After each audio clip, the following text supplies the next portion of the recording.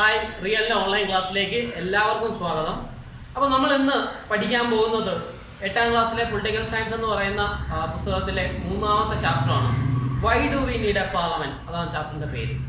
അപ്പോൾ നമ്മൾ നോക്കുക, നമ്മൾ ഇന്ന് പഠിക്കാൻ പോകുന്നത് ഇന്ത്യൻ പൊളിറ്റിക്സിലെ ഏറ്റവും പ്രധാനപ്പെട്ട അല്ലെങ്കിൽ നമ്മുടെ ചാപ്റ്ററുകളിലെ ഏറ്റവും പ്രധാനപ്പെട്ട ഒന്നാണ്. അപ്പോൾ എന്താണ് പാർലമെന്റ്? നമ്മൾ പലപ്പോഴും കേട്ടിട്ടുള്ള നമുക്ക് പരിചിതമായിട്ടുള്ള ഒരു വാക്കാണ് എന്ന് പറയുന്നത് പാർലമെന്റ്. എന്താണ് പാർലമെന്റ് എന്നും അതുപോലെ എന്തെല്ലാമാണ് പാർലമെന്റിനകത്ത് നടക്കുന്നതെന്നും നമുക്ക് വാർത്തകളിലൂടെ മറ്റുമൊക്കെ നമ്മൾ വ്യക്തമായിട്ട് അറിയാവുന്ന ഒരു കാര്യമാണ്. അപ്പൊ അതിനെക്കുറിച്ചാണ് നമ്മളിന്ന് ഡീപ്പായിട്ട് നമ്മളിന്ന് ചർച്ച ചെയ്യാൻ പോകുന്നത്. അപ്പൊ നമ്മൾ ഇന്ന് ആദ്യം നോക്കുന്നത് പാർലമെന്റ് എന്താണ്, അതുപോലെ തന്നെ പാർലമെന്റ് പ്രവർത്തനങ്ങൾ എന്താണ്, അതിനുശേഷം ദെൻ എന്തൊക്കെയാണ് പാർലമെന്റ് അഡ്വാൻറ്റേജസ്, അല്ലെങ്കിൽ ഇന്ത്യൻ പൊളിറ്റിക്കൽ സിസ്റ്റത്തിൽ അല്ലെങ്കിൽ ഇന്ത്യൻ ഡെമോക്രസിയിൽ പാർലമെന്റ് എന്ന് പറയുന്ന ഇൻസ്റ്റിറ്റ്യൂഷൻ എന്ത് പങ്കാണ് വഹിക്കുന്നത്, അല്ലെങ്കിൽ പാർലമെന്റ് ഇല്ലാതായി കഴിഞ്ഞാൽ എന്തായിരിക്കും സംഭവിക്കുന്നത്. അപ്പൊ ഇത്തരത്തിലുള്ള കാര്യങ്ങളാണ് നമ്മൾ ഈ ചാപ്റ്ററിലൂടെ ഡിസ്കസ് ചെയ്യുന്നത്. അപ്പൊ ബേസിക്കലി നമുക്ക് ആദ്യം നോക്കാം എന്താണ് പാർലമെന്റ്. അപ്പൊ എന്താണ് പൊളിറ്റിക്സ് എന്ന് പറയുന്ന ഒരു വിഷയത്തിൽ, അല്ലെങ്കിൽ പൊളിറ്റിക്കൽ സയൻസ് എന്ന് പറയുന്നത്, പൊളിറ്റിക്സ് എന്ന് പറയുന്ന ഒരു പ്രോസസ് ആണെങ്കിൽ പൊളിറ്റിക്കൽ സയൻസ് എന്ന് പറയുന്ന വിഷയത്തിലും പൊളിറ്റിക്സ് എന്ന് പറയുന്ന പ്രോസസ്സിലും എന്ത് പങ്കാണ് അല്ലെങ്കിൽ എന്ത് റോളാണ് പാർലമെന്റ് വഹിക്കുന്നത് എന്നുള്ളത് നമ്മൾ ആദ്യം നോക്കുന്നത്. ഓക്കെ, നമുക്ക് നമ്മുടെ ഹിസ്റ്ററിയിൽ നമ്മൾ പഠിക്കുന്ന കാര്യമാണ്, അല്ലെങ്കിൽ എന്താണ് നമ്മുടെ ഒരു കൊളോണിയൽ പാസ്റ്റിനെ കുറിച്ച് നമ്മൾ വളരെ വിശദമായിട്ട് ഡിസ്കസ് ചെയ്യുന്നുണ്ട്. എങ്ങനെയായിരുന്നു കൊളോണിയൽ പാസ്റ്റ്, അല്ലെങ്കിൽ എന്താണ് നമ്മളെ ബ്രിട്ടീഷുകാർ ഭരിച്ചിരുന്ന കാലഘട്ടത്തിൽ നമ്മുടെ സിസ്റ്റം എന്ന് പറയുന്നത് എന്തായിരുന്നു? നമ്മുടെ റെപ്രസെന്റേറ്റീവ്സ് ആയിരുന്നു നമ്മളെ ഭരിച്ചിരുന്നത്? ഒരിക്കലും അല്ല. നമ്മളെ ഭരിച്ചിരുന്ന ഒരു ഏലിയൻ പവറാണ്, അല്ലെങ്കിൽ പുറത്തു നിന്ന് വന്ന, അല്ലെങ്കിൽ എന്താണ് നമ്മുടെ രാജ്യത്തിന്റെ വെളിയിൽ നിന്ന് വന്ന ഒരു പവറാണ് നമ്മളെ എന്ത് ചെയ്തിരുന്നത്, ഭരിച്ചിരുന്നത്. ആ ഭരണം എന്ന് പറയുന്നത് എങ്ങനെയായിരുന്നു? ഒരു ഡെമോക്രാറ്റിക് വാല്യൂസിനെ പ്രൊട്ടക്ട് ചെയ്യുന്ന തരത്തിലുള്ള ഭരണമായിരുന്നോ? ഒരിക്കലുമല്ല. ആ ഭരണം എന്ന് പറയുന്നത് എങ്ങനെയായിരുന്നു? അതൊരു സബ്ജുഗേഷൻ ആയിരുന്നു, അല്ലെങ്കിൽ എന്തായിരുന്നു, ഒപ്രഷൻ ആയിരുന്നു എന്ന് വേണമെങ്കിൽ നമുക്ക് പറയാം ഈ പറയപ്പെടുന്ന ബ്രിട്ടീഷുകാരുടെ ഭരണം. അപ്പൊ അതേസമയം നമ്മൾ ഇൻഡിപെൻഡന്റ് ആകുന്ന സമയത്ത് നമ്മൾ അല്ലെങ്കിൽ എന്താണ് നമ്മുടെ ലീഡേഴ്സ്, നാഷണൽ ലീഡേഴ്സ് മുന്നോട്ട് വെച്ച ആശയം എങ്ങനെയായിരുന്നു? അത് ഏത് തരത്തിലാണ് കൊളോണിയൽ റൂളിൽ നിന്നും വ്യത്യസ്തമാകുന്നത്? നമുക്ക് ചിന്തിക്കാം. അപ്പോൾ കൊളോണിയൽ ഭരണ കാലഘട്ടത്തിൽ ഉണ്ടായിരുന്ന ആ ഒരു സിസ്റ്റം അതെന്ന് പറഞ്ഞാൽ ഒപ്രഷൻ്റെ ആയിരുന്നു, നമ്മൾ ഓൾറെഡി പറഞ്ഞു. എന്നാൽ അതേസമയം നമ്മൾ ഇൻഡിപെൻഡന്റ് ആകുന്ന സമയത്ത് ആ ഒപ്രഷന്റെ ഇന്റൻസിറ്റി എത്രയാണെന്ന് മനസ്സിലാക്കുകയും നമുക്ക് വേണ്ടത് ഫ്രീഡം ആണെന്നും അതുപോലെ തന്നെ ജനാധിപത്യം അല്ലെങ്കിൽ ഡെമോക്രസി ആണെന്നും ലീഡേഴ്സ് മനസ്സിലാക്കുകയും ജനങ്ങൾ അല്ലെങ്കിൽ ജനങ്ങളെ ഭരിക്കേണ്ട അല്ലെങ്കിൽ ജനങ്ങൾ ഭരിക്കപ്പെടേണ്ടത് അവർ തന്നെ തിരഞ്ഞെടുക്കുന്ന എന്താണ് ജനപ്രതിനിധികളിലൂടെ ആകണമെന്നുള്ള ഒരു ചിന്താഗതിയാണ് നമ്മുടെ രാജ്യത്ത് പാർലമെന്റ് പോലുള്ള, അല്ലെങ്കിൽ എന്താണ് representative form of democracy. Okay, representative form of democracy എന്ന് പറയുന്ന ഒരു ആശയം, എന്താണ് പ്രാതിനിധ്യ ജനാധിപത്യം എന്ന് പറയുന്ന ഒരു ആശയത്തിലേക്ക് നമ്മൾ എന്ത് ചെയ്യുന്നത്, എത്തുന്നത്. അപ്പൊ ഈ പറയപ്പെടുന്ന റെപ്രസെന്റേറ്റീവ് ഫോം ഓഫ് ഡെമോക്രസി, ഈ റെപ്രസെന്റേറ്റീവ് ഫോം ഓഫ് ഡെമോക്രസിയിലെ ഏറ്റവും ഇമ്പോർട്ടന്റ് ആയിട്ടുള്ള ഒരു ഫാക്ടർ ആണെന്ന് പറയുന്ന പാർലമെന്റ് അഥവാ representative body. Indian representative body അല്ലെങ്കിൽ ഇന്ത്യയിലെ റെപ്രസെന്റേറ്റീവ് ബോഡി ആണെന്ന് പറയുന്നത് പാർലമെന്റ് എന്ന് പറയുന്നത്. അപ്പൊ നമുക്ക് പാർലമെന്റ് എന്ന് പറയുന്ന ആ ടോപ്പിക്കിലെ ഏറ്റവും ഇമ്പോർട്ടന്റ് ആയിട്ടുള്ള മാറ്റേഴ്സിലേക്ക് നമുക്ക് കടന്നില്ല. ഫസ്റ്റ് ഓഫ് ഓൾ എന്താണ് പാർലമെന്റ്? നമ്മൾ ഒരുപാട് കേട്ടിട്ടുള്ള ഒരു വേർഡാണ് പാർലമെന്റ്, പക്ഷെ നമുക്ക് പലപ്പോഴും അറിയാത്ത കാര്യമാണ്. പാർലമെന്റ് എന്ന് പറഞ്ഞാൽ നമുക്ക് അറിയാം എന്തൊക്കെയോ കൂടിച്ചേരുന്നതാണ്, അല്ലെങ്കിൽ എന്താണ് ഇതിന്റെ ഡ്യൂട്ടി എന്ന് വെച്ചാൽ നമുക്ക് ഒരു പക്ഷെ പറയാൻ സാധിക്കത്തില്ല. അപ്പൊ നമ്മൾ ഇന്ന് ഏറ്റവും ബേസ് ആയിട്ടുള്ള പാർലമെന്റ് ഏറ്റവും അടിസ്ഥാന ഘടകങ്ങളെ കുറിച്ചാണ് നമ്മൾ ഇന്ന് ചർച്ച ചെയ്യുന്നത്. അപ്പൊ ഫസ്റ്റ് ഓഫ് ഓൾ എന്താണ് പാർലമെന്റ്? പാർലമെന്റ് എന്ന് പറയുന്നത് ഇന്ത്യയിലെ അല്ലെങ്കിൽ ഇന്ത്യൻ ലെജിസ്ലേച്ചർ ആണ്, ഇന്ത്യയിലെ ലോ മേക്കിംഗ് ബോഡിയാണ്. അതായത് നമ്മുടെ രാജ്യത്ത് ഇന്ത്യ എന്ന് പറയുന്ന മഹാരാജ്യത്തിന് വേണ്ടി നിയമം നിർമ്മിക്കുന്ന, അല്ലെങ്കിൽ എന്താണ് ഇന്ത്യയുടെ നിയമനിർമ്മാണ സഭയാണെന്ന് പറയുന്നത് പാർലമെന്റ് എന്ന് പറയുന്നത്. ഓക്കെ, ഇന്ത്യയുടെ ലെജിസ്ലേച്ചർ അല്ലെങ്കിൽ ഇന്ത്യൻ ലെജിസ്ലേച്ചറിന്റെ പേരാണെന്ന് പറയുന്നത് പാർലമെന്റ്. അപ്പം നമ്മൾ ഓരോ രാജ്യത്ത് ചെല്ലുമ്പോഴും അവിടെ എന്തായിരിക്കും, ഡെമോക്രസി ആണെങ്കിൽ ഓരോ തരത്തിലുള്ള എന്ത് കാണും, റെപ്രസെന്റേറ്റീവ് ബോഡി അല്ലെങ്കിൽ ലെജിസ്ലേച്ചർ ഉണ്ടാവും. അപ്പോൾ ഇന്ത്യയിലെ അല്ലെങ്കിൽ ഇന്ത്യൻ ലെജിസ്ലേച്ചറിന്റെ പേരാണെന്ന് പറയുന്നത് പാർലമെന്റ് എന്ന് പറയുന്നത്. അപ്പോൾ മറന്നു പോകാതിരിക്കുക, what you mean by parliament എന്ന് പറഞ്ഞാൽ it is actually the law making body of India. ഇന്ത്യയിലെ ഒരു ലോ മേക്കിംഗ് അല്ലെങ്കിൽ ഇന്ത്യയുടെ ലോ മേക്കിംഗ് ബോഡി ആണെന്ന് പറയുന്നത് പാർലമെന്റ് എന്ന് പറയുന്നത്, അല്ലെങ്കിൽ ഇന്ത്യൻ ലെജിസ്ലേച്ചർ ആണെന്ന് പറയുന്നത് പാർലമെന്റ്. ഇനി ഈ പാർലമെന്റ് എന്തെല്ലാം കൂടിച്ചേരുന്നതാണ്, അല്ലെങ്കിൽ ഈ പാർലമെന്റിൽ ആരാണ് നിയമം നിർമ്മിക്കുന്നത്, അല്ലെങ്കിൽ ആർക്കൊക്കെ നിയമം, അല്ലെങ്കിൽ ആർക്കൊക്കെ പാർലമെന്റിലേക്ക് കടന്നു ചെല്ലാം, അല്ലെങ്കിൽ ആരൊക്കെയാണ് നമ്മുടെ രാജ്യത്തിന് വേണ്ടി നിയമം നിർമ്മിക്കുന്നത് എന്നുള്ളത് നമുക്ക് നോക്കാം. ഇനി നമ്മൾ പറയുമ്പോൾ what are the components of parliament, അല്ലെങ്കിൽ പാർലമെന്റ് കൺസിസ്റ്റഡ് ഓഫ് എന്ന് പറഞ്ഞാൽ ആരൊക്കെയാണ്, അല്ലെങ്കിൽ പാർലമെന്റിനകത്ത് ആരൊക്കെ ഉൾക്കൊള്ളുന്നു. ഓക്കെ, അപ്പൊ നമ്മൾ ആര് ചോദിച്ചാലും പാർലമെന്റ് എന്തൊക്കെ ഉൾക്കൊള്ളുന്നു പറഞ്ഞാൽ നമ്മൾ 3 കമ്പോണൻസിന്റെ പേര് വളരെ വ്യക്തമായിട്ട് പറയാ. പ്രസിഡന്റ്, ലോക്സഭ, രാജ്യസഭ. പ്രസിഡന്റ്, ലോക്സഭ, രാജ്യസഭ. ഈ 3 കമ്പോണൻസും കൂടി ഉൾക്കൊള്ളുന്ന ഒരു യൂണിറ്റ് ആണെന്ന് പറയുന്നത് ഇന്ത്യൻ ലെജിസ്ലേച്ചർ അല്ലെങ്കിൽ ഇന്ത്യൻ പാർലമെന്റ് എന്ന് പറയുന്നത്. ഓക്കെ, അപ്പൊ എന്ത് ചെയ്യുന്നു, പ്രസിഡന്റ്, ലോക്സഭ, രാജ്യസഭ, ഈ പറയപ്പെടുന്ന 3 കമ്പോണൻസും കൂടി ചേരുന്ന ഒന്നാണെന്ന് പറയുന്നത് ഇന്ത്യൻ ലെജിസ്ലേച്ചർ അല്ലെങ്കിൽ ഇന്ത്യൻ പാർലമെന്റ് എന്ന് പറയുന്നത്. ഓക്കെ, അപ്പൊ ഇതാണെന്ന് പറയുന്നത് പാർലമെന്റ് ഒരു സ്ട്രക്ചർ എന്ന് പറയുന്നത്. അപ്പൊ പാർലമെന്റ് എന്ന് പറയുന്നത് എന്താണ്, അപ്പൊ ഇനി എന്താണ് പാർലമെന്റ് നിർമ്മിക്കുന്നത്? അതായത് നമ്മൾ റിപ്പബ്ലിക് ആവുന്ന ദിവസം എന്നാണോ അതേ ദിവസം തന്നെയാണ് നമ്മുടെ പാർലമെന്റ് ഫോർമേഷൻ എന്ന് പറയുന്നത്. അതായത് നമ്മുടെ റിപ്പബ്ലിക് ആകുക എന്ന് പറഞ്ഞാൽ ഈ head of the state is elected by the people. നമ്മൾ ഫസ്റ്റ് ചാപ്റ്ററിൽ പറഞ്ഞ കാര്യമാണ്. നമ്മുടെ ഹെഡ് ഓഫ് ദി സ്റ്റേറ്റിനെ ഇലക്ട് ചെയ്യപ്പെടുക അല്ലെങ്കിൽ ജനങ്ങളാൽ ഇലക്ട് ചെയ്യപ്പെടുന്നതാണ് നമ്മുടെ ഹെഡ് ഓഫ് ദി സ്റ്റേറ്റ് എങ്കിൽ, അല്ലെങ്കിൽ നമ്മുടെ രാഷ്ട്ര തലവനെങ്കിൽ അത്തരത്തിലുള്ള രാജ്യങ്ങളെ നമുക്ക് റിപ്പബ്ലിക്കൻ സ്റ്റേറ്റ്സ് എന്ന് വിളിക്കാം. അപ്പൊ ഇന്ത്യ എന്ന് പറയുന്നത് എന്താണ്, ഒരു റിപ്പബ്ലിക്കാണ്. കാരണം ജനങ്ങൾ അല്ലെങ്കിൽ ഹെഡ് ഓഫ് ദി സ്റ്റേറ്റ് ജനങ്ങളാണ് തെരഞ്ഞെടുക്കുന്നത്, അല്ലെങ്കിൽ ജനങ്ങൾ തെരഞ്ഞെടുത്ത ജനപ്രതിനിധികളിലൂടെയാണ് ഹെഡ് ഓഫ് ദി സ്റ്റേറ്റ് എന്ത് ചെയ്യുന്നത്, കടന്നു വരുന്നത്. That is indirectly by the people. അപ്പൊ അതുകൊണ്ട് തന്നെ ഇന്ത്യ എന്ന് പറയുന്നത് റിപ്പബ്ലിക്കൻ സ്റ്റേറ്റ് അല്ലെങ്കിൽ റിപ്പബ്ലിക് ആണെന്ന് പറയാം. അതുപോലെ തന്നെ പാർലമെന്റിൽ എന്ത് പറയുന്നുണ്ട്, ഇന്ത്യ എന്ന് പറയുന്ന റിപ്പബ്ലിക് ആണ് എന്ന് പറയുന്നുണ്ട്. അപ്പൊ നമ്മൾ റിപ്പബ്ലിക് ആയത് എന്നാണോ അതേ ദിവസം തന്നെയാണ് നമ്മുടെ പാർലമെന്റ് എന്ത് ചെയ്തിരിക്കുന്നത്, ക്രിയേറ്റ് ചെയ്തിരിക്കുന്നത്. Okay, then what is the prime duty of parliament? Parliament പ്രധാനപ്പെട്ട ഫംഗ്ഷൻ എന്താണ്, അല്ലെങ്കിൽ ഡ്യൂട്ടി എന്താണ്? നമ്മൾ ആദ്യമേ പറഞ്ഞു കഴിഞ്ഞു. എന്തായിരുന്നു? ലോ മേക്കിംഗ് ആണ്. നമ്മുടെ രാജ്യത്തിന് വേണ്ടി എന്ത് ചെയ്യുക, നിയമം നിർമ്മിക്കുക എന്നുള്ളതാണ് ആരുടെ ഡ്യൂട്ടി എന്ന് പറയുന്നത്, പാർലമെന്റിന്റെ ഡ്യൂട്ടി എന്ന് പറയുന്നത്. ഓക്കെ, അപ്പൊ നമ്മൾ പാർലമെന്റിന്റെ ഡ്യൂട്ടി പറഞ്ഞു. അപ്പൊ അതുപോലെ തന്നെ നമ്മൾ പിന്നെ എന്ത് പറഞ്ഞു, കമ്പോണൻസ് ഓഫ് പാർലമെന്റ് പറഞ്ഞു, പ്രസിഡന്റ്, ലോക്സഭ, രാജ്യസഭ. അപ്പൊ പ്രസിഡന്റ് അല്ലെങ്കിൽ എന്താണ് പ്രസിഡന്റ്, അല്ലെങ്കിൽ പ്രസിഡന്റ് എന്ന് പറഞ്ഞാൽ ലോക്സഭ എന്താണ്, ഫസ്റ്റ് പേഴ്സൺ ഓഫ് ഇന്ത്യ എന്ന് പറയും. അതുപോലെ തന്നെ എന്താണ്, പാർലമെന്റിന്റെ ഒരു മേജർ പാർട്ടാണ് പ്രസിഡന്റ് എന്ന് പറയുന്നത്. ഈ പ്രസിഡന്റിന് എന്തൊക്കെ പവർ ഉണ്ടെന്ന് നമുക്ക് പിന്നീട് നോക്കാം. അല്ലെങ്കിൽ എന്താണ് പ്രസിഡന്റ് പവർ, എമർജൻസി പവർ പോലുള്ള പവറുകൾ, അല്ലെങ്കിൽ എന്താണ് supreme commander of chief in army, അല്ലെങ്കിൽ എന്താണ് ഇന്ത്യയുടെ സുപ്രീം ചീഫ് കമാൻഡർ എന്നൊക്കെ പറയുന്നത് ആരാണ്, പ്രസിഡന്റിനെയാണ്. ഇപ്പോൾ ഫസ്റ്റ് പേഴ്സൺ എന്ന് പറയുന്നത്. അതുപോലെ തന്നെ every international agreements are signed in the name of president. പ്രസിഡന്റിന്റെ പേരിലാണ് എന്ത് ചെയ്യപ്പെടുന്നത്, എല്ലാ ഇന്റർനാഷണൽ എഗ്രിമെന്റുകളും എന്ത് ചെയ്യപ്പെടുന്നത്, സൈൻ ചെയ്യപ്പെടുന്നത്. അപ്പൊ ഇതെല്ലാമാണെന്ന് പറയുന്നത് പ്രസിഡന്റിന്റെ ഒരു, അല്ലെങ്കിൽ പ്രസിഡന്റ് എക്സസീവ് ആയിട്ട് ഇങ്ങനെ ഇത്തരത്തിലുള്ള അതുപോലെ വീറ്റോ പോലുള്ള പവറുകളൊക്കെ ആർക്കുണ്ട്, പ്രസിഡന്റിനുണ്ട്. ഇനി നമ്മൾ നോക്കാൻ പോകുന്നത് പാർലമെന്റിലെ ഏറ്റവും പ്രധാനപ്പെട്ട 2 കമ്പോണൻസിനെ കുറിച്ചാണ്. First one Lok Sabha, then Rajya Sabha. എന്താണ് ലോക്സഭ, അതുപോലെ തന്നെ രാജ്യസഭ? ഇന്ത്യൻ, അപ്പൊ നമ്മൾ ഇനി പറയാൻ പോകുന്ന ഒരു പ്രധാനപ്പെട്ട ഫീച്ചറാണ്. Indian parliament is bicameral in nature. ആ വേർഡ് മറന്നു പോകാതിരിക്കുക. Indian parliament is bicameral in nature. Indian parliament എന്ന് പറയുന്നത് എങ്ങനെയാണ്, ബൈക്യാമറൽ ആണ്. ഇന്ത്യൻ പാർലമെന്റ് എന്ന് പറഞ്ഞാൽ ഇനി എന്താണ് ബൈക്യാമറലിസം എന്ന് നോക്കാം. അതായത് നമ്മുടെ പാർലമെന്റിന് പ്രധാനമായും 2 ഹൗസുകളാണ് ഉള്ളത്. ഓക്കെ, ഇന്ത്യൻ പാർലമെന്റിന് പ്രധാനമായും 2 ഹൗസുകളാണ് ഉള്ളത്. ഒരു അപ്പർ ഹൗസും ഒരു ലോവർ ഹൗസും. ഓക്കെ, ഇന്ത്യൻ പാർലമെന്റിന് 2 ഹൗസുകളാണുള്ളത്, ഒരു അപ്പർ ഹൗസും ഒരു ലോവർ ഹൗസും. ഇന്ത്യൻ പാർലമെന്റിന്റെ അപ്പർ ഹൗസിനെ പറയപ്പെടുന്ന പേര് that is what we called Rajya Sabha. Indian പാർലമെന്റിന്റെ അപ്പർ ഹൗസിനെ അറിയപ്പെടുന്ന പേരാണെന്ന് പറയുന്നത് രാജ്യസഭ എന്ന് പറയുന്നത്. ഓക്കെ, ഇന്ത്യൻ പാർലമെന്റിന്റെ അപ്പർ ഹൗസ്. അതേസമയം ഇന്ത്യൻ പാർലമെന്റിന്റെ ലോവർ ഹൗസിനെ പറയപ്പെടുന്ന പേര് ലോക്സഭ. ഇന്ത്യൻ പാർലമെന്റിന്റെ ലോവർ ഹൗസിനെ പറയപ്പെടുന്ന പേരെന്താണ്, ലോക്സഭ എന്നാണ്. ഓക്കെ, അപ്പോ ഈ പറയപ്പെടുന്ന രാജ്യസഭ, ഈ രാജ്യസഭയ്ക്ക് മറ്റൊരു പേരുണ്ട്, രാജ്യസഭ കൗൺസിൽ ഓഫ് സ്റ്റേറ്റ്സ്. രാജ്യസഭയുടെ മറ്റൊരു പേരാണെന്ന് പറയുന്നത് council of States. Council of States. Okay, council of States. ഇനി എന്തുകൊണ്ടാണ് ഇതിനെ കൗൺസിൽ ഓഫ് സ്റ്റേറ്റ്സ് എന്നറിയപ്പെടുന്നത്? എന്തുകൊണ്ടാണ് രാജ്യസഭയെ കൗൺസിൽ ഓഫ് സ്റ്റേറ്റ് എന്നറിയപ്പെടുന്നത്? രാജ്യസഭ റെപ്രസെന്റ്സ് എന്താണ്, ഡിഫറെന്റ് സ്റ്റേറ്റ്സ്. രാജ്യസഭ എന്ന് പറയുന്നത് ആരെയാണ് റെപ്രസെന്റ് ചെയ്യുന്നത്? ഡിഫറെന്റ് ആയിട്ടുള്ള സ്റ്റേറ്റിനെ റെപ്രസെന്റ് ചെയ്യുന്ന ഒരു ബോഡിയാണ്, അല്ലെങ്കിൽ ഒരു ഹൗസ് ആണ് എന്തെന്ന് പറയുന്നത് രാജ്യസഭ എന്ന് പറയുന്നത്. എന്താണ് രാജ്യസഭ എന്ന് പറയുന്നത്? എന്താണ്, ഡിഫറെന്റ് ആയിട്ടുള്ള സ്റ്റേറ്റ്സിനെ റെപ്രസെന്റ് ചെയ്യുന്ന ഒരു ഹൗസ് ആണ്, അല്ലെങ്കിൽ ബോഡിയാണ് എന്തെന്ന് പറയുന്നത് രാജ്യസഭ. രാജ്യസഭയിലേക്കുള്ള അംഗങ്ങളെ എങ്ങനെയാണ് തിരഞ്ഞെടുക്കുന്നത്? എന്താണ് elected by members of state legislative assembly. State legislative, അതായത് ഇന്ത്യക്ക് പാർലമെന്റ് ഉള്ളതുപോലെ തന്നെ കേരളത്തിൽ ഒരു ലെജിസ്ലേറ്റീവ് അസംബ്ലി ഉണ്ട്. അപ്പൊ നമുക്ക് എന്തുണ്ട്, MLA മാരുണ്ട്. ഈ നമ്മുടെ രാജ്യത്തെ MLA-മാർ അല്ലെങ്കിൽ എന്താണ് ഓരോ സ്റ്റേറ്റിലെയും അല്ലെങ്കിൽ എന്താണ് ഓരോ ലെജിസ്ലേറ്റീവ് അസംബ്ലിയിലെയും MLA-മാർ കൂടി ചേർന്നാണ് ആരെ തിരഞ്ഞെടുക്കുന്നത്? മെമ്പേഴ്സ് ഓഫ് പാർലമെന്റ്, എന്താണ് മെമ്പേഴ്സ് ഓഫ് രാജ്യസഭ എന്ന് പറയുന്നത്, അല്ലെങ്കിൽ രാജ്യസഭയിലെ അംഗങ്ങളെ തിരഞ്ഞെടുക്കുന്നത്. അതുകൊണ്ട് തന്നെ രാജ്യസഭ എന്തിനെ റെപ്രസെന്റ് ചെയ്യുന്നു? സ്റ്റേറ്റിനെ റെപ്രസെന്റ് ചെയ്യുന്നു.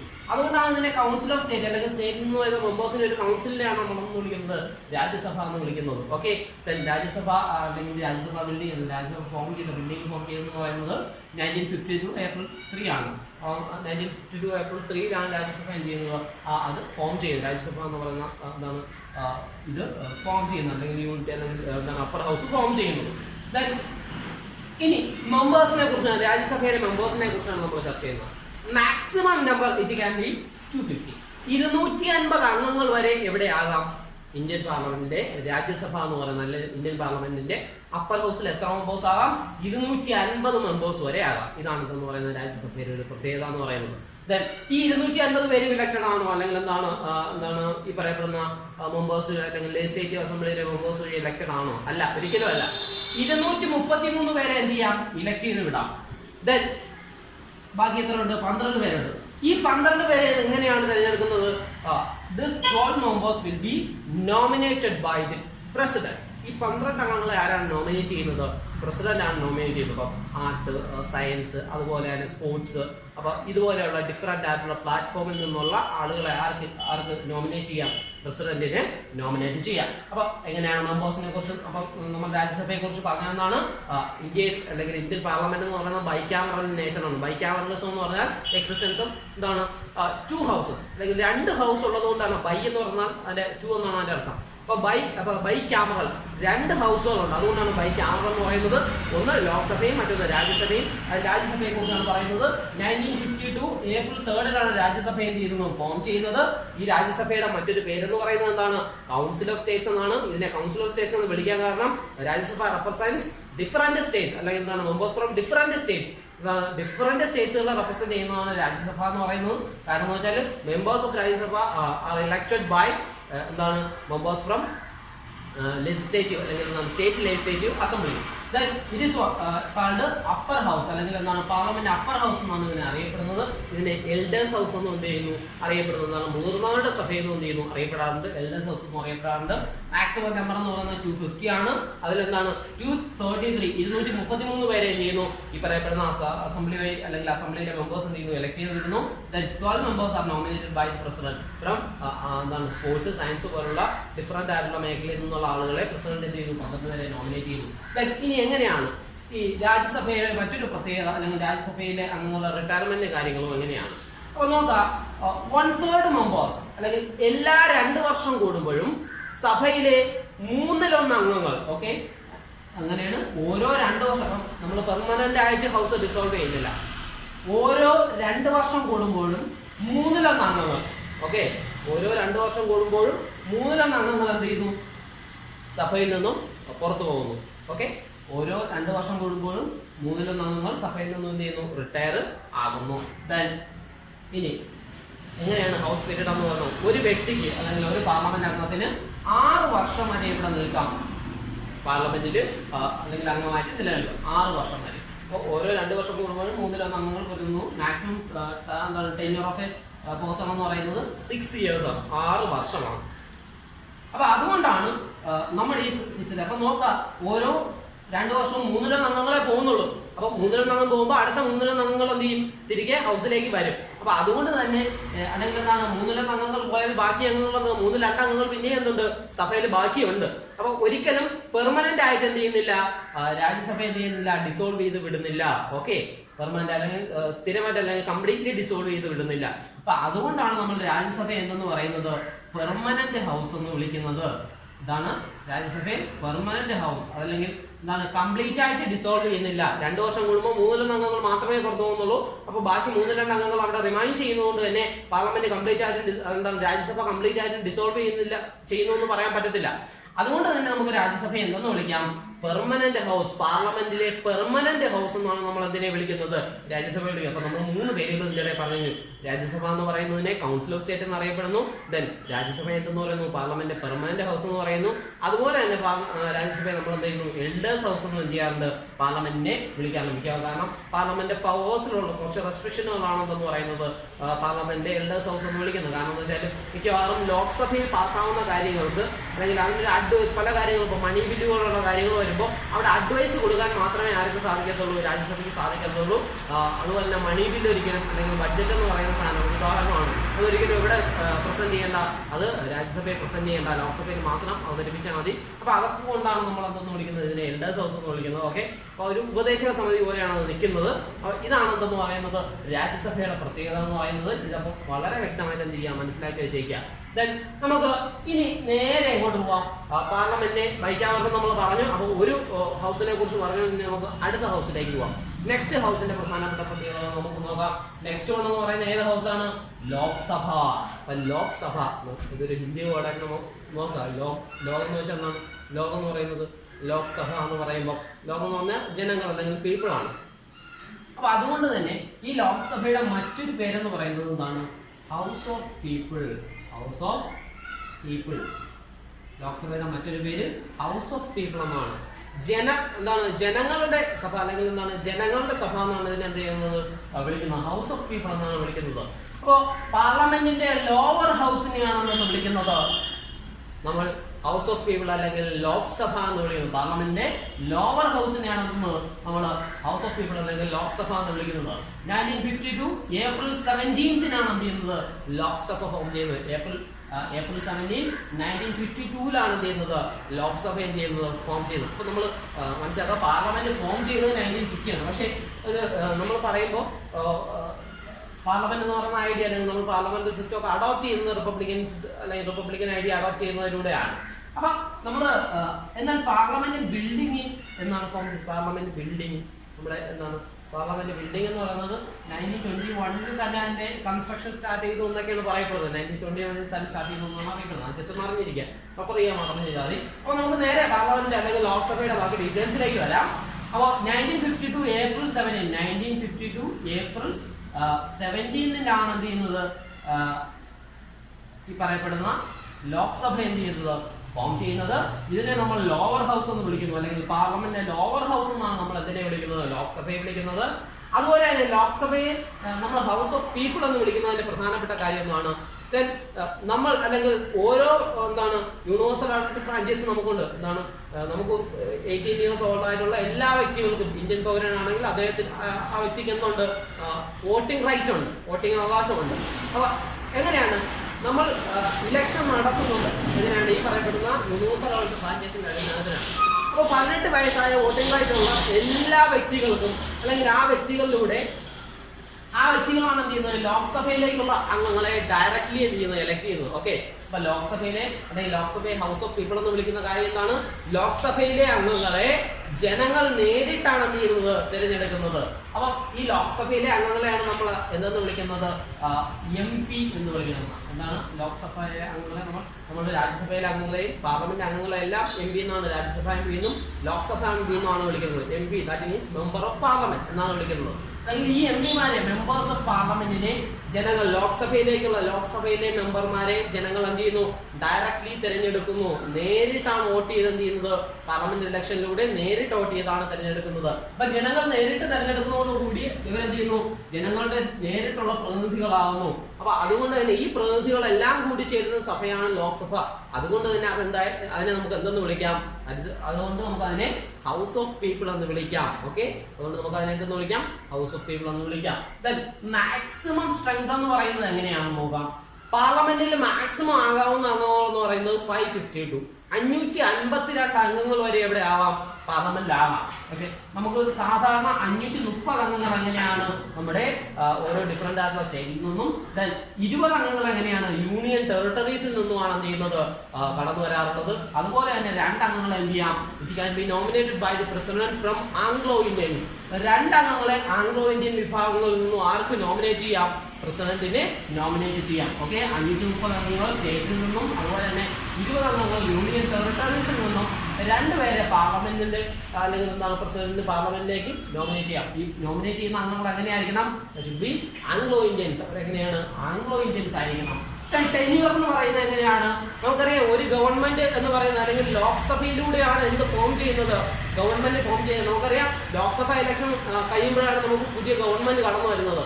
ലോക്സഭയിൽ ജയിക്കുന്ന അല്ലെങ്കിൽ എന്താണ് ലോക്സഭയിൽ ഭൂരിപക്ഷമുള്ള എന്താണ് പൊളിറ്റിക്കൽ പാർട്ടിയുടെ ലീഡറിനെയാണ് എന്ത് ചെയ്യുന്നത്? പ്രസിഡന്റ് ഗവൺമെന്റിനെ ഫോം ചെയ്യാൻ ക്ഷണിക്കുന്നത്. അപ്പോൾ ഓരോ എന്താണ് പാർലമെന്റ് ഇലക്ഷൻ കഴിയുമ്പോഴാണ് നമ്മുടെ ഗവൺമെന്റ് മാറുന്നത് നമുക്കറിയാം. അപ്പോൾ പാർലമെന്റിന്റെ ടെന്യൂർ എന്ന് പറയുന്നത് എങ്ങനെയാണ്? അല്ലെങ്കിൽ ലോക്സഭയിലെ അംഗങ്ങളുടെ ടെന്യൂർ എന്ന് പറയുന്നത് എങ്ങനെയാണ്? 5 വർഷമാണ്. 5 ഇയർ ആണെന്ന് പറയുന്നത് ടെന്യൂർ ഓഫ് പാർലമെന്റ്. പാർലമെന്റിന്റെ എന്താണ് ടെന്യൂർ എന്ന് പറയുന്നത് എപ്പോഴും, അല്ലെങ്കിൽ എന്താണ് ലോക്സഭയുടെ ടെന്യൂർ എന്ന് പറയുന്നത് എപ്പോഴും എത്രയാണ്? 5 വർഷമാണ്. ഓരോ 5 വർഷം കഴിയുമ്പോൾ നമ്മൾ എന്ത് ചെയ്യുന്നു? ഒരു ഫ്രഷ് ഇലക്ഷൻ എന്ത് ചെയ്യുന്നു? ഡിക്ലെയർ ചെയ്യുന്നു. അവിടെ എന്ത് ഫോം ചെയ്യുന്നു? ആ ഇലക്ഷനിലൂടെ പുതിയ ഗവൺമെന്റ് എന്ത് ചെയ്യുന്നു? ഫോം ചെയ്യുന്നു. സോ ഇതാണ് എന്തെന്ന് പറയുന്നത്? പാർലമെന്റ് ഫോർമേഷൻ എന്ന് പറയുന്നത്. ഓക്കെ, അപ്പോൾ അല്ലെങ്കിൽ എന്താണ് ലോക്സഭയുടെ ഫോർമേഷൻ എന്ന് പറയുന്നത്? ഇത്രയും കാര്യങ്ങളാണ്. അപ്പോൾ നമ്മൾ പറഞ്ഞത് എന്താണ് പാർലമെന്റ്, അല്ലെങ്കിൽ എന്താണ് ഡിഫറെന്റ് കമ്പോണൻസ് ഓഫ് പാർലമെന്റ് എന്താണെന്നാണ് നമ്മൾ എന്ത് ചെയ്ത് ഓൾറെഡി ഡിസ്കസ് ചെയ്യുന്നത്. അപ്പോൾ നമ്മൾ എന്താണ് കൊളോണിയൽ പാസ്റ്റ് എടുക്കുമ്പോൾ തന്നെ നമുക്കറിയാം, നമ്മൾ എന്താണ് ഗവൺമെന്റ് ഓഫ് ഇന്ത്യ ആക്ടിലൂടെയും മറ്റുമൊക്കെ നമുക്ക് റെപ്രസെന്റേറ്റീവ് ഫോം ഓഫ് ഡെമോക്രസിയുടെ അല്ലെങ്കിൽ നമുക്ക് റെപ്രസെന്റേഷൻ വേണമെന്ന് പറയുന്ന ഡിമാൻഡൊക്കെ പല തവണ നമുക്ക് കാണാൻ സാധിക്കും. ഈ പറയപ്പെടുന്ന ഡിമാൻഡുകൾ മുന്നോട്ട് വന്നതും അതിനെ എന്താണ് റെപ്രസെന്റ് ചെയ്തുകൊണ്ട് പല ആക്ടുകളും നടന്നു വന്നതും. അപ്പം അത് ഏറ്റവും പ്രധാനപ്പെട്ടാണ് ഗവൺമെന്റ് ഓഫ് ഇന്ത്യ ആക്ട് എന്ന് പറയുന്നത്. അപ്പൊ നമ്മൾ അതെല്ലാം ജസ്റ്റ് ഒന്ന് വായിച്ചു വെച്ചേക്കാം. പാർലമെന്റ് എന്ന് പറയുന്നത് എന്തൊക്കെയാണ്, അല്ലെങ്കിൽ പാർലമെന്റിന്റെ പ്രധാനപ്പെട്ട പ്രത്യേകതകളും അതുപോലെ തന്നെ ഡിഫറെന്റ് കമ്പോണൻസ് ഓഫ് പാർലമെന്റ് ആണ് നമ്മൾ പറഞ്ഞത്. പാർലമെന്റ് പ്രൈം ഡ്യൂട്ടി എന്ന് പറയുന്നത് ലോ മേക്കിംഗ് ആണ്. ലോ മേക്കിംഗ് എങ്ങനെയാണ് സാധ്യമാകുന്നത് നമ്മൾ പറഞ്ഞു. അത് നമ്മൾ പ്രധാനമായും രാജ്യസഭയും ലോക്സഭയും പ്രസിഡന്റുമാണ് പറഞ്ഞത്.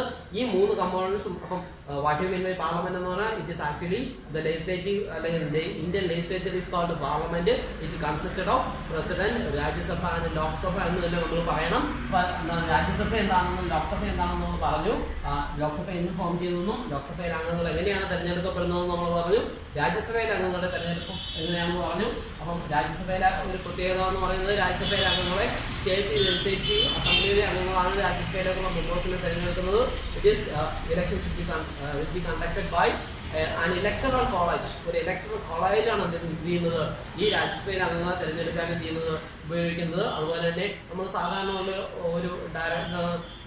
നമ്മൾ വോട്ട് ചെയ്യും പോലെയല്ല. അവിടെ ഒരു വെയിറ്റേജ് സിസ്റ്റം ആണ്, അല്ലെങ്കിൽ പ്രപ്പോർഷണൽ റെപ്രസെന്റേഷൻ, PR അഥവാ പ്രപ്പോർഷണൽ റെപ്രസെന്റേഷനിലൂടെയാണ് രാജ്യസഭയിലെ അംഗങ്ങളെ എന്ത് ചെയ്യുന്നത്? തെരഞ്ഞെടുക്കുന്നത്. വെയിറ്റേജിന്റെ അടിസ്ഥാനത്തിലാണ് തെരഞ്ഞെടുക്കുന്നത്. അപ്പോൾ ഇതാണെന്ന് പറയുന്നത് പാർലമെന്റ് എന്ന് പറയുന്നത്. അതേസമയം ലോക്സഭയിലെ ഇലക്ഷൻ എങ്ങനെയാണ്? This through FPTP. രാജ്യസഭയിലെ ഇലക്ഷൻ സിസ്റ്റത്തെ നമ്മൾ പറയുന്നത് FPTP എന്നാണ്. First past the post system. FPTP first past the post system എന്നാണ് നമ്മൾ എന്തിനെ വിളിക്കുന്നത്? നമ്മുടെ ലോക്സഭയിലേക്കുള്ള ഇലക്ഷൻ സിസ്റ്റത്തെ വിളിക്കുന്നത്. അത് നമുക്ക് റിപ്പബ്ലിക്കാണ് പിന്നീട് പഠിക്കാം. അപ്പോൾ നമ്മൾ ഇത്രയും കാര്യങ്ങൾ ബേസിക്കലി മനസ്സിലാക്കാം. എന്താണ് പാർലമെന്റ് എന്നും പാർലമെന്റിന്റെ കമ്പോണൻസ് എന്തൊക്കെയാണെന്നുള്ളതും ഈ പറയപ്പെടുന്ന ഡിഫറെന്റ് കമ്പോണൻസ് എങ്ങനെ നിലനിൽക്കുന്നു, അതിലെ അംഗങ്ങൾ എങ്ങനെയാണ്, അവരെങ്ങനെ തിരഞ്ഞെടുക്കപ്പെടുന്നു, അവരുടെ പ്രത്യേകതകൾ എന്താണ്. അപ്പൊ ഇതാണ് നമ്മൾ പറഞ്ഞ പാർലമെന്റിന്റെ ബേസ്, അല്ലെങ്കിൽ ഇന്ത്യൻ പാർലമെന്റ് എന്ന് പറയുന്നത് ബേസിക്കലി ഇത്രയും കാര്യങ്ങളാണ്. അപ്പൊ നമ്മൾ നോക്കാൻ പോകുന്നത് നമ്മുടെ പാർലമെന്റിന്റെ സിഗ്നിഫിക്കൻസ് ആണ്. എന്തുകൊണ്ട് നമുക്ക് പാർലമെന്റ്, അല്ലെങ്കിൽ എന്താണ് പാർലമെന്റിന്റെ പ്രധാനപ്പെട്ട ഡ്യൂട്ടീസ്, അല്ലെങ്കിൽ പാർലമെന്റ് ഇല്ലെങ്കിൽ എന്ത് സംഭവിക്കും, ഇതാണ് നമ്മൾ നോക്കുന്നത്. അത് നമ്മൾ ഉടനെ നെക്സ്റ്റ് ക്ലാസ്സിൽ തന്നെ എന്ത് ചെയ്യുന്നത് ഡിസ്കസ് ചെയ്യും. അപ്പൊ ഇത്രയും കാര്യങ്ങൾ വളരെ വ്യക്തമായ ടെക്സ്റ്റിലുണ്ട്. അത് നന്നായിട്ട് വായിച്ചു നോക്കുക. കുറച്ചുകൂടി ഡീറ്റെയിൽസ് ആയിട്ട് കാര്യങ്ങൾ പറയുന്നത്. ഇത് നമ്മൾ ഒന്ന് സമ്മറൈസ് ചെയ്ത് പോകാൻ നമുക്ക് പഠിക്കാൻ എളുപ്പത്തിനുള്ള ഏറ്റവും ബേസിക് ആയിട്ടുള്ള ഡേറ്റയാണ് ഞാൻ പറഞ്ഞു തന്നിരിക്കുന്നത്. അപ്പോൾ ഇത് നന്നായിട്ട് നോക്കുക, ക്ലാസ് നന്നായിട്ട് ശ്രദ്ധിക്കുക, നോട്ട്സ് ഒക്കെ എഴുതുക, സംശയങ്ങൾ എന്തെങ്കിലും ഉണ്ടെങ്കിൽ ചോദിക്കുക. ഓക്കെ, അപ്പോൾ നമ്മൾ പാർലമെന്റുമായിട്ട് ബന്ധപ്പെട്ട് പറഞ്ഞ ഏറ്റവും പ്രധാനപ്പെട്ട അല്ലെങ്കിൽ ഏറ്റവും ബേസിക് ആയിട്ടുള്ള കുറച്ച് കാര്യങ്ങളെന്ന് പറയുന്നത് ഈ പറയപ്പെടുന്ന പാർലമെന്റിന്റെ കമ്പോണൻസുമായിട്ട് ബന്ധപ്പെട്ട് പറയുന്നത് ലോക്സഭ, രാജ്യസഭ എന്നീ കാര്യങ്ങളാണ്. ലോക്സഭയുടെ ഫോർമേഷൻ, രാജ്യസഭയുടെ ഫോർമേഷൻ, ഇലക്ഷനുമായിട്ട് ബന്ധപ്പെട്ടുള്ള കാര്യങ്ങൾ, ഇതെല്ലാം നമ്മൾ ഡിസ്കസ് ചെയ്ത് കഴിഞ്ഞു. നെക്സ്റ്റ് ഇനി നമ്മൾ നോക്കുന്ന ഏറ്റവും പ്രധാനപ്പെട്ട ഏരിയ എന്ന് പറഞ്ഞാൽ നമ്മൾ ആ കമ്പോണൻസിൽ അവസാനം പറഞ്ഞതാണ് പ്രസിഡന്റ് എന്ന് പറയുന്നത്. അപ്പോൾ as A part of parliament, അല്ലെങ്കിൽ പാർലമെന്റിന്റെ ഭാഗമാണ്, അല്ലെങ്കിൽ ഫസ്റ്റ് പേഴ്സൺ ഓഫ് ഇന്ത്യ എന്നൊക്കെ അറിയപ്പെടുന്ന ആളാണ് ആരെന്ന് പറയുന്നത്? പ്രസിഡന്റ് എന്ന് പറയുന്നത്. അപ്പൊ ഇതുമായിട്ട് ബന്ധപ്പെട്ട് പ്രസിഡന്റിന് എന്തൊക്കെ അധികാരങ്ങളാണ് ഉള്ളത്, അല്ലെങ്കിൽ പ്രസിഡന്റിന്റെ ഒരു പാർലമെന്ററി സിസ്റ്റത്തിന്റെ ഭാഗമായി ഇന്ത്യയിൽ പ്രസിഡന്റിന്റെ റോൾ എന്തൊക്കെയാണ് എന്നുള്ളതാണ് നമ്മൾ ഇനി നോക്കുന്നത്. അപ്പോൾ നമ്മൾ പ്രധാനമായും പാർലമെന്റിന്റെ ഭാഗമായി നമ്മൾ പ്രസിഡന്റിനെ നോക്കുമ്പോൾ അദ്ദേഹത്തിന് എന്തെല്ലാം പവറുകൾ ഉണ്ടാകുമെന്ന് നമ്മൾ ആദ്യം ഡിസ്കസ് ചെയ്യുന്നു. First of all, summon prorogue 2 houses of parliament.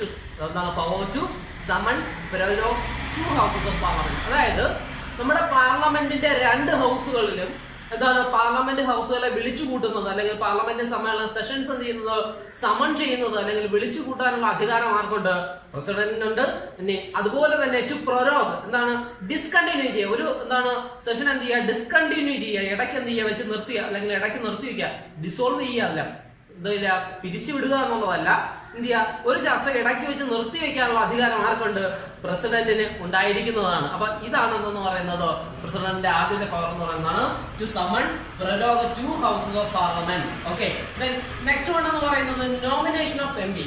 നമ്മൾ രാജ്യസഭയുടെയും ലോക്സഭയുടെയും കേസുകൾ നമ്മൾ ഓൾറെഡി ഡിസ്കസ് ചെയ്ത് കഴിഞ്ഞു. അപ്പോൾ എന്താണ് രാജ്യസഭയിലേക്ക് 12 അംഗങ്ങളെയും എവിടുന്ന് ഈ പറയപ്പെടുന്ന സയൻസ് സ്പോർട്സ് പോലുള്ള മേഖലകളിൽ നിന്നും 12 അംഗങ്ങളെയും, അതുപോലെ തന്നെ ലോക്സഭയിലേക്ക് ആംഗ്ലോ ഇന്ത്യൻസിൽ നിന്നും 2 അംഗങ്ങളെയും നോമിനേറ്റ് ചെയ്യാനുള്ള അധികാരം ആർക്കുണ്ട്? പ്രസിഡന്റിനുണ്ട്. സോ അതാണ് നമ്മൾ രണ്ടാമത് പറയുന്നത് എന്താണ് nomination of M P to the parliament. എന്താണ് എം പിമാരെ അല്ലെങ്കിൽ എന്താണ് മെമ്പേഴ്സിനെ എന്ത് ചെയ്യുക പാർലമെന്റിലേക്ക് നോമിനേറ്റ് ചെയ്യാനുള്ള അധികാരം ആർക്കുണ്ട്?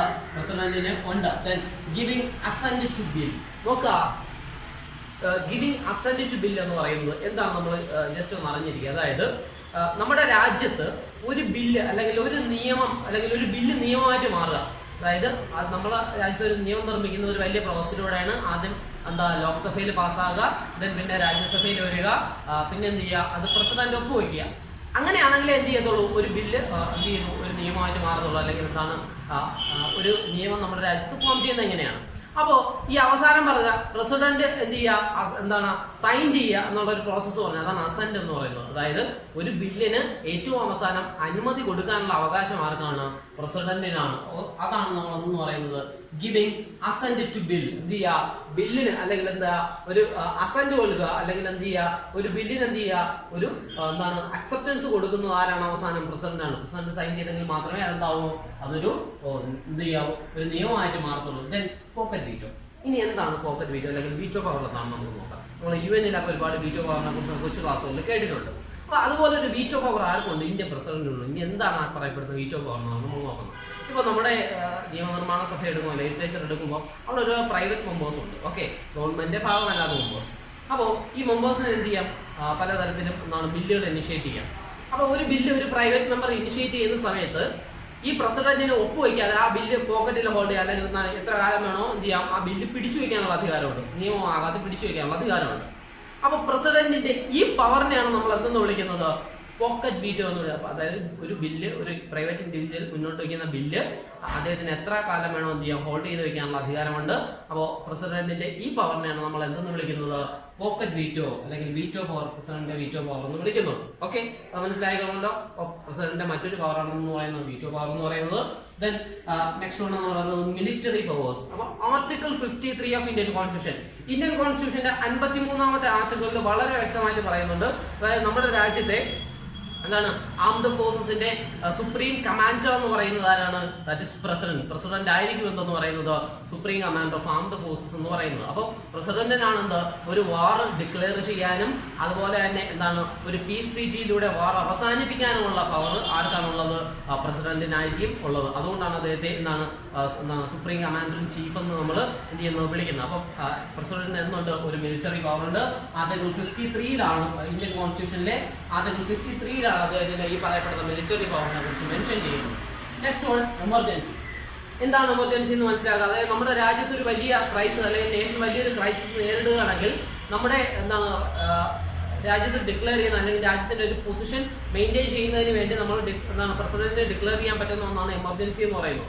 അപ്പൊ ഈ എമർജൻസിയുടെ പ്രത്യേകത എമർജൻസി വന്നു കഴിഞ്ഞാൽ നമ്മുടെ ഫണ്ടമെന്റൽ റൈറ്റുകളൊന്നും വാലിഡ് ആവത്തില്ല. അതായത് നമുക്ക് എന്താണ് എമർജൻസി വരുന്ന സമയത്ത് ഇങ്ങനെയുള്ള എമർജൻസി ആണെങ്കിൽ അല്ലെങ്കിൽ നമ്മളൊരു വാറോ അല്ലെങ്കിൽ വലിയ ക്രൈസിസോ നേരിടുമ്പോൾ എന്താണ് നമ്മുടെ ഒരു പ്രിക്കോഷന് വേണ്ടി എന്ത് ചെയ്യും എന്താണ് 4 പേര് കൂടുതൽ എന്ത് ചെയ്യാൻ കൂടാൻ പാടില്ല. അതുപോലെ തന്നെ ഫണ്ടമെന്റൽ റൈറ്റുകളൊന്നും വാലിഡല്ല. രാജ്യത്തിന്റെ എതിരായാണ് പ്രവർത്തനം നടക്കുന്നതെന്ന് സംശയം തോന്നി കഴിഞ്ഞാൽ പോലീസിനെ ഏത് സമയമാണോ എന്ത് ചെയ്യാം നമ്മുടെ അറസ്റ്റ് ചെയ്യാൻ ഇത്തരത്തിലുള്ള എന്താണ് പവേഴ്സ് ഒക്കെയാണ് എമർജൻസി പവറിലുള്ളത്. അല്ലെങ്കിൽ അപ്പൊ ഈ പറയപ്പെടുന്ന എമർജൻസി പ്രൊവിഷൻ, രാജ്യത്ത് എമർജൻസി ഡിക്ലെയർ ചെയ്യാൻ ആർട്ടിക്കിൾ 352, അതുപോലെ തന്നെ ആർട്ടിക്കിൾ 356, ആർട്ടിക്കിൾ 360, ഇത് മൂന്നാണ് എമർജൻസി പവർ. അതുപോലെ തന്നെ ആർട്ടിക്കിൾ 365 പ്രസിഡൻഷ്യൽ റൂൾ. അപ്പൊ ഈ പറയപ്പെടുന്ന 4 രീതിയിലും article 352 national emergency, 356 state emergency, അതുപോലെ തന്നെ 360 ഫിനാൻഷ്യൽ എമർജൻസി. അപ്പൊ അവസാനം പറഞ്ഞ ഫിനാൻഷ്യൽ എമർജൻസി എന്ന് പറഞ്ഞാൽ നമ്മുടെ ബാങ്ക് അക്കൗണ്ടിലുള്ളതെല്ലാം എന്ത് ചെയ്യും, ഫ്രീസ് ചെയ്യപ്പെടും. അപ്പൊ ഇതാണ് ഫിനാൻഷ്യൽ എമർജൻസി എന്ന് പറയുന്നത്. അപ്പൊ ഈ പറയപ്പെടുന്ന 3 സാഹചര്യങ്ങളും അതുപോലെ തന്നെ പ്രസിഡൻഷ്യൽ റൂൾ, ഒരു സ്റ്റേറ്റിന് വലിയ പ്രശ്നമാണെന്ന് കണ്ടു കഴിഞ്ഞാൽ അവിടെ പ്രസിഡൻഷ്യൽ റൂൾ എന്ത് ചെയ്യുക, കൊണ്ടുവരാനുള്ള അധികാരം ഗവൺമെന്റ് റിപ്പോർട്ടിന്റെ അടിസ്ഥാനത്തിൽ പ്രസിഡൻഷ്യൽ റൂൾ കൊണ്ടുവരാനുള്ള അധികാരം ആർക്കുണ്ട്, പ്രസിഡന്റിനുണ്ട്. അപ്പൊ ഇതാണ് നമ്മളെന്ന് പറയുന്നത് എമർജൻസി പവർ എന്ന് പറഞ്ഞത്. അപ്പൊ as A part of parliament, അല്ലെങ്കിൽ ഒരു പാർലമെന്റിന്റെ ഭാഗം എന്ന നിലയിൽ പ്രസിഡന്റിന് നമുക്ക് പ്രധാനമായും പറയാവുന്ന ഇത്രയും പവേഴ്സ് ആണുള്ളത്. അതുകൊണ്ടാണ് പ്രസിഡന്റ് അല്ലെങ്കിൽ എന്താണ് മൂന്നാമത്തെ എന്താണ് പാർലമെന്റ് ഒരു കമ്പോണന്റ് ആയിട്ട് പ്രസിഡന്റിനെ പറയുമ്പോൾ പ്രസിഡന്റിന് ഇത്രയും പവർ ഉണ്ട്. ബേസിക്കലി ഒരുപാട് പവർ ഇനിയുണ്ട്. നമ്മൾ ബേസിക്കലി ഇത്രയും ഒരു എന്ത് ചെയ്യുക, ഒരു 6 പവേഴ്സ് അല്ലെങ്കിൽ 6 പവറിനെ കുറിച്ച് മനസ്സിലാക്കുക. അപ്പൊ നമുക്ക് ഒന്നുകൂടെ പറയാം. സമൺ പ്രലോക 2 ഹൗസസ് ഓഫ് പാർലമെന്റ്, എന്താണ് പാർലമെന്റ് ഹൗസുകൾ വിളിച്ചു കൂട്ടാനും അതുപോലെ തന്നെ എന്ത് ചെയ്യുക, ഡിസ്കണ്ടിന്യൂ ചെയ്യാനുള്ള അവകാശം അല്ലെങ്കിൽ അധികാരം അവർക്കുണ്ട്, പ്രസിഡന്റിനുണ്ട്. നോമിനേഷൻ ഓഫ് എം പി അല്ലെങ്കിൽ എന്താണ് മെമ്പേഴ്സിനെ എന്ത് ചെയ്യുക, പാർലമെന്റിലേക്ക് രാജ്യസഭയിലേക്കും ലോക്സഭയിലേക്കും എന്ത് ചെയ്യുക, നോമിനേറ്റ് ചെയ്യാനുള്ള അധികാരം ആർക്കുണ്ട്, പ്രസിഡന്റിനുണ്ട്. Then giving assent to bill, ആണ് ബില്ലിന് അല്ലെങ്കിൽ ബില്ലിന് അനുമതി കൊടുക്കുക, ബില്ലിന് അക്സെപ്റ്റൻസ് കൊടുക്കുന്ന ആരാണ്, പ്രസിഡന്റ് ആണ്. ദെൻ പോക്കറ്റ് വീറ്റോ, ഏതെങ്കിലും ഒരു പ്രൈവറ്റ് ഇന്ത്യയിൽ മുന്നോട്ട് വയ്ക്കുന്ന പ്രൈവറ്റ് ബില്ലുകളെ വിത്ത്ഹെൽഡ് ചെയ്ത് വെക്കാനുള്ള അധികാരം അവർക്കുണ്ട്, ഈ പറയുന്ന പ്രസിഡന്റ് ഉണ്ട്. അതിന്റെ power is called pocket veto power. Then military power article 53 പറയുന്നുണ്ട്, എന്താണ് പ്രസിഡന്റ് കാണുന്നുണ്ട്, ആർംഡ് ഫോഴ്സസിന്റെ സുപ്രീം കമാൻഡർ.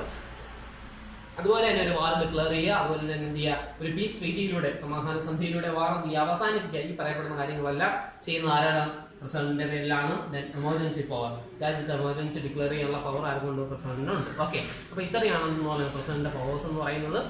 പാർലമെന്റിന്റെ ഭാഗമായിട്ട് പ്രസിഡന്റിന്റെ പവർ കൂടി എന്ത് ചെയ്യുക, പഠിച്ചു വയ്ക്കുക. ഓക്കെ.